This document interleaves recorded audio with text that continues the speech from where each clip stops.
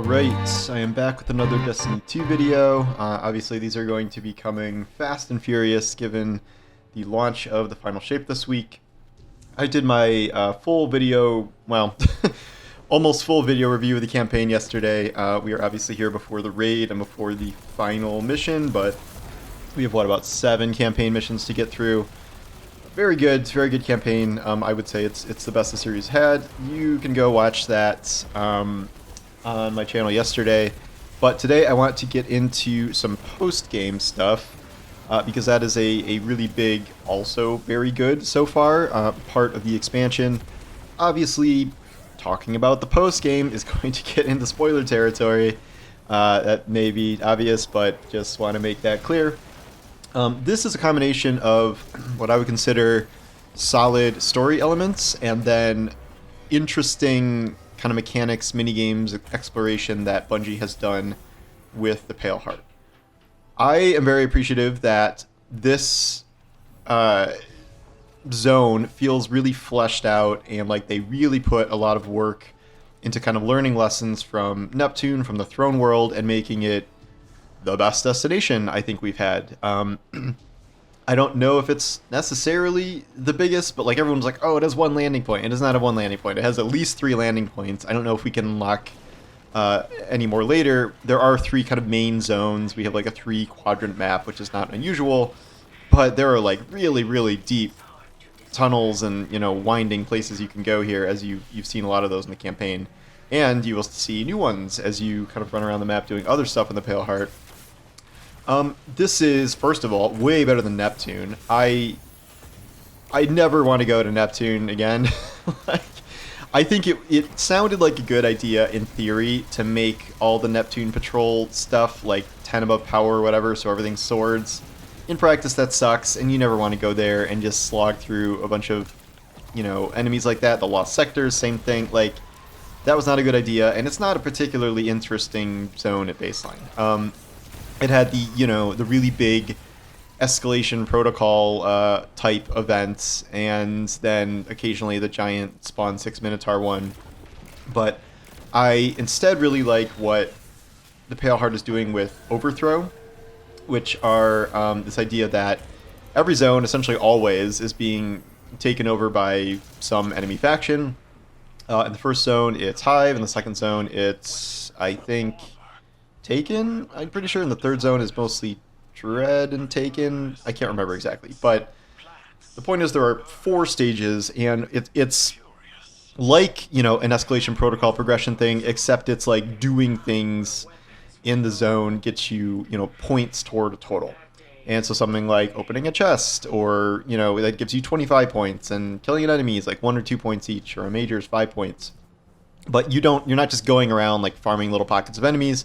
The main thing is that you will do these like, he's barking at something, mini solo events that are sort of public events, but a lot of them, they're kind of smaller in scale. You don't have to turn them heroic. You just have to finish them, and then as you progress through the different levels, they get progressively harder. There's at least some amount of controversy about whether or not it's a good thing that this is a solo instance. There was no one else on this map.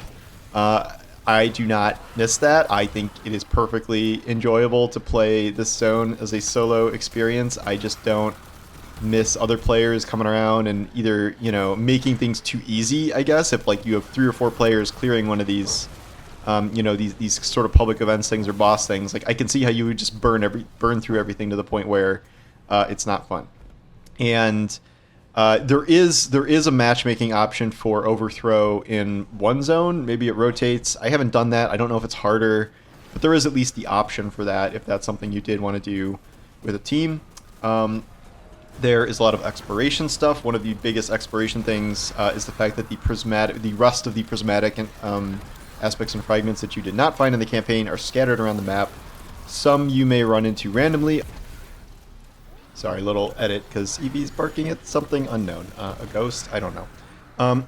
Anyway, the prismatic aspects and fragments that are hidden, I think, are really cool because a lot of them are hidden behind like little puzzle mechanics. And we've seen these in other patrol zones, but like the rewards for those are like a legendary or like something like Glimmer, like nothing very significant when it comes to solving things like this, and as opposed to this where it's like you're literally hunting down pieces to assemble a subclass. For both Stasis and Strand, that was a kind of annoying grind where Strand was essentially just killing things with Strand to get currency, and Stasis had obviously the most annoying quests in history to, unlock it over a time-gated period of time. This is a lot better than that, and it's going to take a little while to find all these, but I really enjoy this aspect of it. In terms of the actual missions for post-game stuff, I also think they've done a really good job here. There is a mission, so it's kind of a long mission chain that alternates between a Savathun set of missions and a Cade and Crow set of missions. I was wondering where Savathun was during this entire campaign because she's been such a significant figure in Destiny history. She is instead the focus of one of these post-campaign missions and obviously is going to be a big focus going forward.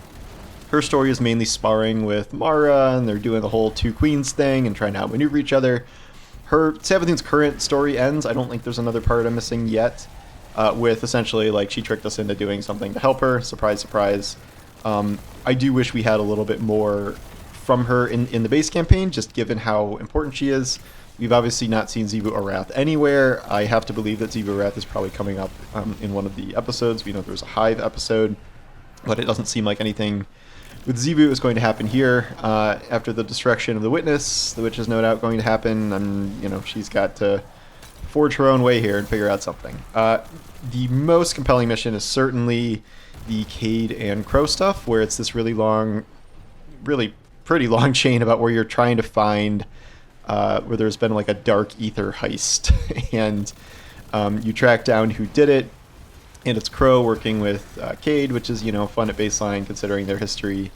And then this is it's a significant mission. Like it culminates in an actual like CG cutscene, like one from the campaign, of Crow and Cade banding together to fight Screebs and an Abomination. In the Screeb mission, I heard from someone at Bungie that Joe Blackburn's directive was, I want to see the most Screebs we've ever seen in one area.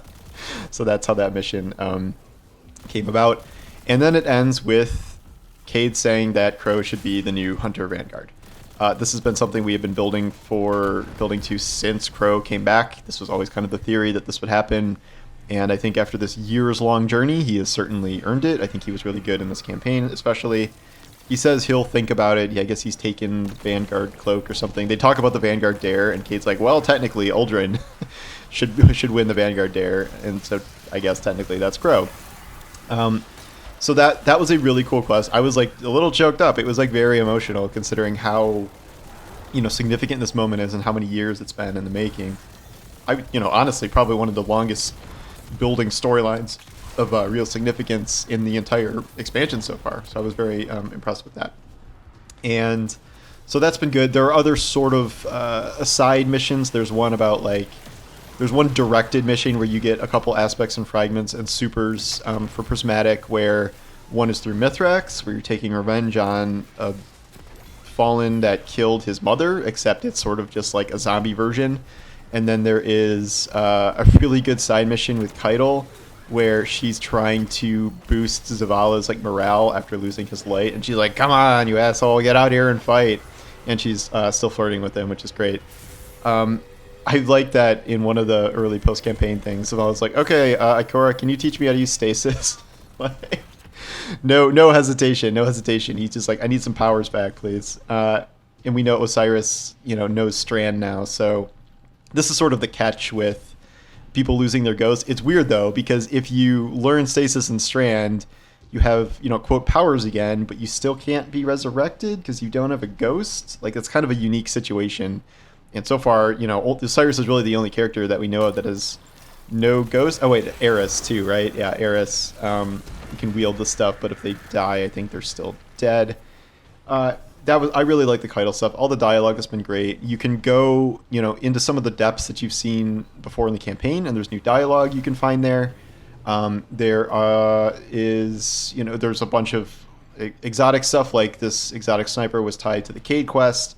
There is this really cool special ammo exotic sword that has 8 variants that all channel different exotic powers, and that sword does more damage while transcendent, so it's kind of based around that. Very fun. Who knows if it's meta, but it's fun. There, you need to do like some harder cooperative campaign missions or something to unlock that heavy trace rifle, which it's telling me I'm underpowered for this. So I think you require a lot of communications. I might have to get some like actual friends to do that with. I haven't tried that yet. I thought I was just too low of power because it's like recommended 2005 or something. I don't know, and I'm like 1970. I've heard people clearing it at pretty low, so it's probably not that big of a deal. I am currently doing missions that I would say are like probably the least good missions, where there's this new NPC, Micah 10. When Micah 10 got revealed at like the end of the campaign, it was almost like a jump scare. I'm like, who the hell is this? Like a brand new NPC. We never get brand new NPCs really. But her job is reuniting lost, injured ghosts, bringing them back.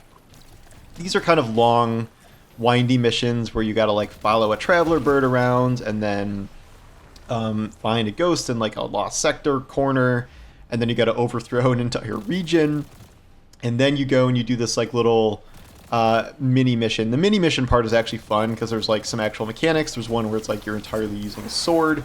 There is a brutal one that has about it's called the Moth Infested Cave, and let me tell you, there are a lot of moths infesting that cave. I think I died more in that mini mission than I did in any campaign mission, short of maybe the last boss. So that was very intense. I think I had like 2 of those left, and then I'm going to probably just try and hunt down the rest of the Prismatic stuff for my Warlock. Then I will move on to beating the campaign with Titan and Hunter. I'm probably just going to blow through it on normal. The only thing you get is the legendary or the exotic choice at the end. You get the the power armor set or whatever, but you don't need that now because you're sharing power drops with your main character. So I just want to complete the story and start building out Prismatic for them too. That's kind of the main priority, and I don't really care to slog through some of those very, very long encounters again. Like very glad I did legendary the first time, but like I don't really feel the need to do that 2 more times just for quote unquote the challenge. I just sort of want to get moving on those other builds. Prismatic, again, it's great. It is. I just am not really great at strategizing with it yet. I'm using an Osteomancy build, but not with turrets. I just like using the freeze combined with, I have a Demolitionist Strand Rocket sidearm that is giving me grenades back all the time. I'm running 3 of the whatever they're called, the wildcard deck weapons, because you get bonuses for super generation, and then there's an element or whatever it's called, a mod in the seasonal artifact where you get another bonus. I think it's like an explosion or something, and the more weapons you're using, the bigger the explosion is on kill. Like again, like I know you should use an exotic, but like it's fun. I'm just kind of messing around with these weapons. I have the healing auto rifle, which sort of has like tracking bullets. It feels like if Ostia Strigo was a assault rifle. Since I haven't played any with other people content, I haven't like shot people with the healing bullets, but it just seems like a weird concept to me. But I guess we'll see how it works in practice. So far, I really like those guns. I've gotten some good rolls, except of course my excitement is tempered by crafting, and none of the rolls matter, and I'm just looking for red borders as ever. I've gotten a few of the episodic engrams, so I turned those in to try and get my beloved Breachlight, which did not work. I got a bunch of Patron of Lost Causes, which I do like, but never got any good rolls for that. There's like a seasonal quest, and it's just like, check back next week after we beat the Witness when the season starts, the end. Like that's the whole thing. So we can't really go into that. In the Guardian rank system, it says we need to rank up with Failsafe. So it's a failsafe season. We are returning to failsafe. I'm wondering if after 7 years it's the same voiceover actor, and I guess we'll find out. I'm very impressed with this so far. I think this is the best zone they've done in terms of how it feels to kind of do things in it. I don't think we're going to be farming this forever. Like there's even more stuff I didn't even mention. Like the Wayfinder system or the Pathfinder system within there is good. That's how you get more rolls with the sword. The ability to get these like little buffs that you find and you can activate like during the course of the day. Like, oh, if you slide, you leave a trail of fire behind you, and like this random cool stuff like that. The one I have that's the most fun is, I don't know if it's on kill or on precision kill or something. It has a chance to drop a random elemental pickup.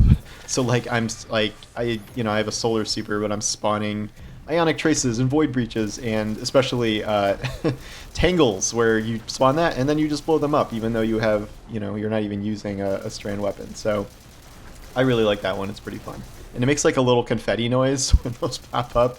So it's kind of goofy. So yeah, I'm really enjoying the post game stuff. Obviously, like all things, you're kind of going to run out of stuff to do eventually, and we're going to just switch into seasonal stuff. But for now, getting all the prismatic stuff, like finishing all the current quest lines we have, that is going to take a good amount of time, which, this doesn't, you don't need to grind this one zone forever, but this seems like we'll have a lot of opportunities to revisit this a lot in the future. Wherever Destiny goes next, I don't imagine they're just deleting all the destinations and starting over, so I'm sure we will be back here. It's safe to say that like the Traveler itself may not exist in its current form after the end of the campaign, but I don't think they're just gonna nuke this destination like after, so like obviously we're still going to be in the Pale Heart after the events of Final Shape are over, so even if it's dead or something, we'll still be in there. Oh, and I really like the old tower being the base camp. That's just a nice little touch there. Okay, so yeah, more relentless positivity, but I think it deserves it. So I'm also making this audio as these servers are still down for this maintenance period, so now I'm going to log off and try to capture some patrol, overthrow, whatever footage, ghost hunting for this. So anyway, thanks for watching, and I'll talk to you soon. Take care.